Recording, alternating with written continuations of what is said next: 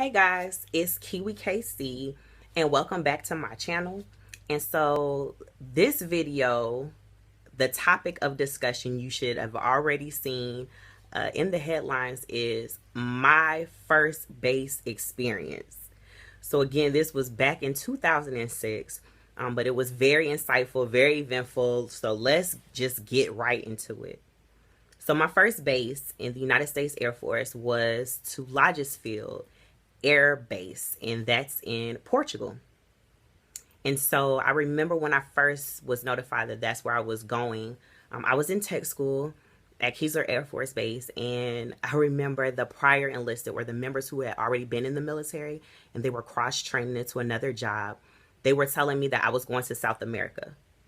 So in my mind, I was thinking, oh, okay, I can do that. You know, my aunt has told me to go see the world. However, South America is right under Florida. So yeah, I can go home all the time and see my family. And I remember my teacher coming in the classroom because I was one of the only ones who received an overseas assignment. All of my other classmates were going to stateside bases or they were Guard and reservists. So they were going home. And so she asked me how I was, if I was excited about going to Europe. I said, Europe? My classmates told me I was going to South America. So I remember her pulling out the world map and pointing to a very, very small dot in the middle of the Atlantic Ocean. And I remember just crying for a little bit because I was like, what in the world did I get myself into? And I think for the first year or 2 years, that may be the catchphrase that you hear a lot of young airmen say, what in the world did I get myself into? Because again, you can go on YouTube. And so at this time, YouTube was around, but it really wasn't as popular as it is now. Technology wasn't truly at your fingertips like it is today. So you can, and even with it being that close, you can look up and think you can prepare all day long. But until you actually go through the process, you never truly know what you're getting yourself into. So I remember going home. And so the beauty about me going to Portugal is it was a remote tour or a short tour. And so it was 15 months long. And so because it was considered a short tour assignment, I had the privilege to do another dream sheet to determine what my next assignment was going to be. And so I did my dream sheet and it was determined that I was going to Italy right after. So going to Portugal, I already knew that I was going to Italy immediately after that. And again, that sense of feeling nervous yet excited to say, here I am, I just turned 19 and I'm getting ready to go overseas. Oh, she's here for that. Let's do this. So I went home, went and saw my loved ones. Me and the boyfriend that I had when I was going to basic training, we weren't together. I then had another boyfriend in tech school, and but he was going to a different place, and we can talk about tech school love on another topic. But he was going to Scott Air Force Base in the States, but in our minds we were going to make it work, and so it didn't, needless to say. But we're still really good friends to this day. So aside from that, when I was getting ready to go, I remember at church talking to my bishop, and I was like, ma'am, I'm just so nervous because I don't want to go over there and get buck wild. Those were the stories that I was hearing. And I wanted to have fun, but I didn't want to get turned out at all. And she gave me the best advice that still sticks with me to this day. And the best advice that she could give me was, don't do something because you can. And I was like, because I was briefed going over there that the legal drinking age was 16. And here I am 19. So in the States, it's considered underage, but over there it's not. And so she told me, if that's not something that you necessarily want to do, don't do it just because you can do it. Don't do certain things out with your friends and stuff because you can, if that's not what you really want to do or who you really are.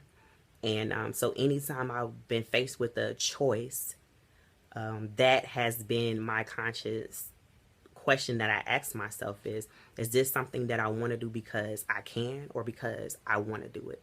Because there's a difference between the two. So when I got there, it was a long weekend. I want to say it was like a 3-day weekend when I got there. So my supervisor picked me up, and I remember I had flew from Orlando or Melbourne to Orlando. No, Melbourne to Atlanta. Atlanta to BWI, which was like the hub. And we flew from the BWI to Portugal. So it was the longest flight of my life.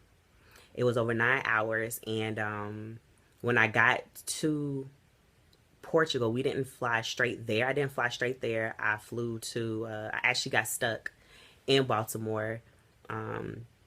My flight got canceled or something. And so with that going on, I had, instead of me flying on a rotator or a military aircraft with just military individuals, I had to fly commercial, which is a different experience when everybody speaks Portuguese and you from little old Melbourne. So in flying there, we actually we passed Portugal. I mean, we passed Lajes Field, which is a small island, and we went to the mainland, which was right under Spain. And so I flew there, and then I flew on a very, very small aircraft from there to my base. And so in flying there, when my supervisor picked me up, I knew immediately that I wasn't going to like it. I felt like this man doesn't know me. He stuttered. He was rude a little bit, and I just was turned all the way off. I was like, what did I get myself into? So he dropped me off to my room, and I did not see him for the next couple of days. And so in doing that, I remember calling my aunt, and I was like, girl, what in the world am I going to do? I hate it here. I was so homesick. And I remember her telling me, walk up and down the dorms. When I was in college, I walked down the dorms, and I walked in the halls, and I went to, I saw, where's the party at? And I was talking to, whoever, and that's how I made friends. So the unfortunate piece is, because I came in on the weekend, I was staying in the transient dorms, which I wasn't, it was people who were either leaving or coming. So it just so happened I was the only person coming and everybody was leaving. So, being in the military or anywhere, when you're ready to go, you're not typically in a place of making friends at that location because that chapter is closed and done. So no one was really welcoming like that for me in that location. And so I remember my first day of work when he went to pick me up. I had my mind already made up as to how this conversation was going to go. I was very, very rough around the edges. And so I remember getting in the vehicle and I was like, so we need to talk. And so he started handing me a piece of paper and notebook. I said, oh, I don't need any of that because I'm not even going to be here that long. And he kind of turned and I said, oh, I quit. This isn't for me. It's time for me to go. Little did I know, it's so easy. It's not even really an easy process necessarily, but it seemed like an easier process to join than it is to separate. So because you are a federal employee, it's not as easy as just saying I quit. There is a process for it. And so we ended up talking through those things, and unbeknownst to me, his spouse just had a baby, and so that's why I really didn't see much of him. But the sponsorship piece of it is very important. And it can make and break your first base or any base experience. And so for me, it sucked. Regardless of what he had going on, it truly did suck. So I am a personnelist, and so for the Air Force, the personnel career field is more so about human resource management. So we can do a plethora of things depending on the location and the need at the base. So I worked in what's called a CSS, or commander support staff. And it was just he and I. It was a 2-man shop, so it wasn't like I was going to a MPS, which we can do in my career field, where I would have been around a lot more airmen. It was just the 2 of us. And so luckily they have what's called First Term Airmen Center, I believe. I'll have the correct pronunciation right here. But we call it FTAC.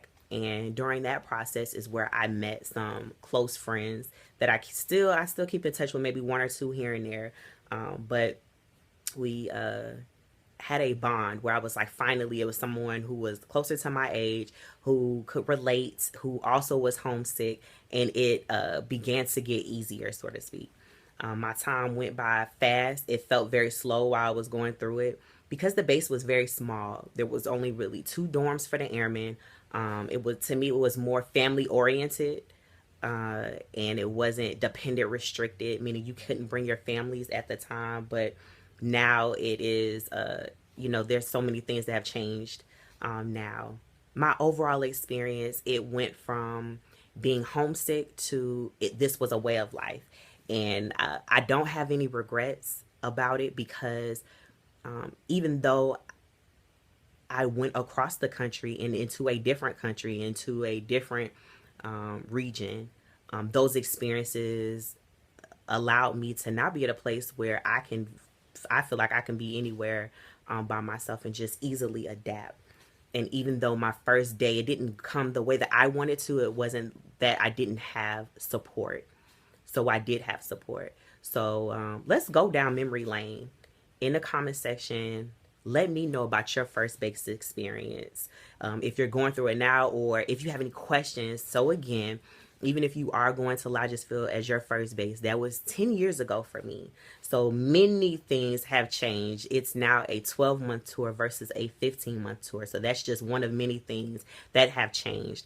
But the feelings, the anxieties, certain things to be prepared for, let's chat. Let's talk it up. And if it opens up another topic, let's have that discussion. So again, this is K.E.Y KC. And I definitely appreciate and thank you all for tuning in and watching this. I hope it wasn't too long. And I hope to see you on the next time. So please rate, comment, subscribe, and talk to me. Holla at me. Let's open up this dialogue and have some feedback on your first base experience or your fears of your first base experience. And let's just talk it on up. Thanks for watching, and I'll see you next time. Bye.